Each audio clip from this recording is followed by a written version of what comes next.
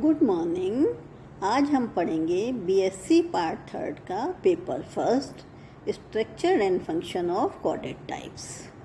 इसमें section C में आज हम पढ़ेंगे species migration. Migration in fishes. Migration is the movement of large number of animals from one place to another place. Migration क्या होता है? लार्ज नंबर ऑफ एनिमल्स का एक प्लेस से दूसरे प्लेस पे जाना माइग्रेशन कहलाता है। एक जगह से दूसरी जगह जब जाते हैं, फिश दूसरी जगह या कोई भी एनिमल दूसरी जगह जाता है, दिस इज कॉल्ड माइग्रेशन। इसके लिए अलग अलग साइंटिस्ट ने इसे अलग अलग तरह से डिस्क्राइब किया। According to Nikolsky 1963, migration is an adaptation towards increasing abundance of species. While in 1998, according to Baker, the act of moving from one septal unit to another, baker ने बताया कि एक यूनिट से दूसरी यूनिट में जाना ही migration कहलाता है। इस तरह से डिफरेंट साइंटिस्ट ने डिफरेंट ओपिनियन दी अपनी माइग्रेशन के बारे में। Then causes of migration. Migration होता है कोई भी, चाहे बर्ड्स हों या फिश हों, वो एक प्लेस से दूसरे प्लेस माइग्रेट करती हैं। लेकिन क्यों करती हैं? उनका कोई ना कोई कारण होता है माइग्रेट करने का। According to Northcote 1978, this is to optimise feeding, to avoid unfavourable conditions, to enhance reproductive success, to promote colonisation. तो देखिए, माइग्रेट क्यों करते हैं, फिश क्यों माइग्रेट करती हैं? टू ऑप्टिमाइज फीडिंग मीन्स जहाँ वो रह रही हैं वहाँ ज़रूर खाने की कमी होती है या होने वाली होती है, तो इसलिए ऑप्टिमाइज फीडिंग के लिए वो माइग्रेट कर जाती हैं। टू अवॉइड अनफेवरेबल कंडीशंस, कई बार टेम्परेचर ज़्यादा या कम होता है जो उनके लिए सूट नहीं करता है, तो इसलिए वो अनफेवरेबल कंडीशंस के कारण, या स्टॉर्म आने वाला है, कुछ वेदर चेंजेज हो रहे हैं, तो अनफेवरेबल कंडीशन होने के कारण फिश माइग्रेट कर देती हैं। टू एनहेंस रिप्रोडक्टिव सक्सेस, जिस जगह आइदर रिवर और स्ट्रीम और सी और ओशियन, जहाँ कहीं भी फिश रह रही है, वो उसके लिए प्रॉपर नहीं है, फेवरेबल नहीं है रिप्रोडक्शन के लिए या ब्रीडिंग सीजन के लिए, तब वो माइग्रेट कर जाती हैं। टू प्रमोट कॉलोनाइजेशन, इसके अलावा एक लास्ट है, ये कॉलोनाइजेशन के लिए भी फिश माइग्रेट करती हैं। Then pattern of migration. अब माइग्रेशन तो फिश कर रही हैं, लेकिन किस किस पैटर्न में कर रही हैं, कैसे माइग्रेशन होता है? The former pattern of migration differs between species as well as within a species. Migration जो है वो डिफ़र करता है एक स्पीसीज से दूसरी स्पीसीज में, और within the species migration differ करता है। Myers 1949 has used the following terms describe fish migration. Myers ने डिफरेंट टर्म्स दी थी फिश माइग्रेशन को डिस्क्राइब करने के लिए। डायड्रोमस फिश, एनाड्रोमस, कैटाड्रोमस, एम्फीड्रोमस, पोटेमोड्रोमस एंड ओशिनोड्रोमस। इन्होंने डिफरेंट वो दिया था कि कैसे कैसे टर्म दी थी, कैसे कैसे माइग्रेट करती हैं। देखिए, डायड्रोमस, डाय मीन्स दो जगह माइग्रेट करना, मीन्स जैसे north to south and south to north, इस तरह से दो जगह माइग्रेट करना है। डायड्रोमस में होती हैं एनाड्रोमस एंड कैटाड्रोमस एंड एम्फीड्रोमस। डायड्रोमस जो माइग्रेशन हो रहा है मीन्स दो साइड में माइग्रेशन हो रहा है, टू एंड फ्रो, तो वहाँ एनाड्रोमस भी होता है, कैटाड्रोमस भी और एम्फीड्रोमस माइग्रेशन भी होता है। इसके अलावा होता है पोटेमोड्रोमस और ओशिनोड्रोमस। डायड्रोमस fish, these are truly migratory fish which migrate between sea and fresh water and are 3 types. ये truly migratory fish कहलाती हैं डायड्रोमस फिश, ये माइग्रेट करती हैं फ्रेश वाटर और सी के बीच में इनका माइग्रेशन होता है, और ये 3 तरह से होता है माइग्रेशन। नंबर 1 है इसमें एनाड्रोमस फिशेज।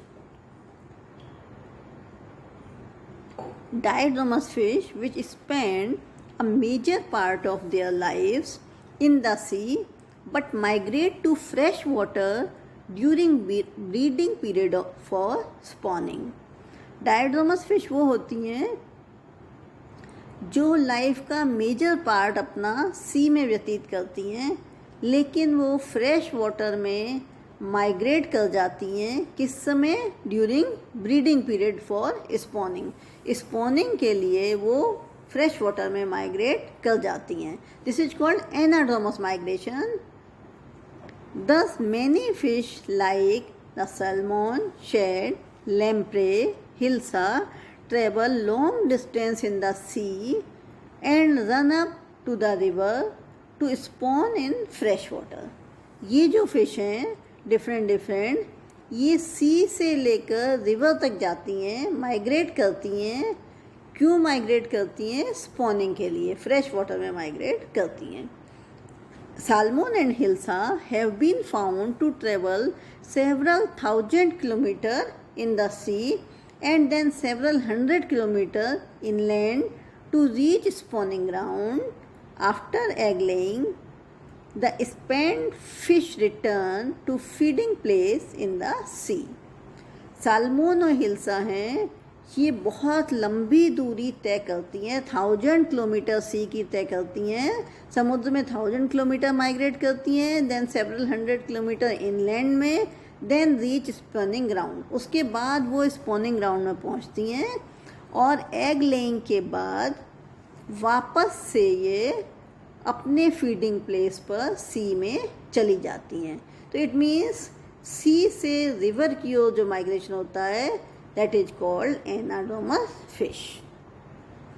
देखिए यहाँ क्लियर दिखाई हुआ है, ये मेरीन वाटर है। मेरीन वाटर मीन्स सी में रहने वाली फिश है, ये माइग्रेट कर रही हैं और देखिए फ्रेश वाटर में आ रही हैं, यहाँ इनका स्पॉनिंग एग लेइंग हो रहा है। Then catadromous, this group including diadromous fish which spend a major of their lives in fresh water but migrate to the sea for breeding purpose. ये इसका जस्ट अपोजिट है एनाड्रोमस का। यहाँ डायड्रोमस fish वो fish हैं जो कि मेजर लाइफ वो फ्रेश वाटर में रहती हैं, किंतु ब्रीडिंग पर्पज के लिए वो सी में चली जाती हैं। Thus the freshwater eel anguilla travels several thousand kilometers starting from the river and reaching the spawning ground in the sea. जैसे एंग्विला है, ये several thousand kilometers माइग्रेट करती है रिवर से और फिर कहाँ पहुँचती है? अपने स्पॉनिंग ग्राउंड सी में पहुँच जाती है। After egg laying, the river die and the young larvae drift and swim back water towards the fresh water, taking 3 years in reaching river. Egg laying के बाद the river die and the young larvae, और जो young larvae होते हैं वो swim back करते हैं towards fresh water, taking 3 years in reaching river. और वो 3 साल लगा देते हैं, मीन्स कितना लंबा ट्रेवल करते हैं कि उनको 3 साल लग जाते हैं, तब वो वापस से रिवर में पहुंच जाते हैं। Here they become adult and on reaching maturity start their seaward migration again. यहाँ ये अडल्ट हो जाते हैं और जब मैच्योरिटी स्टार्ट कर देते हैं तो अगेन ये माइग्रेट करते हैं, वापस से ये सी वाटर की तरफ माइग्रेट कर जाते हैं।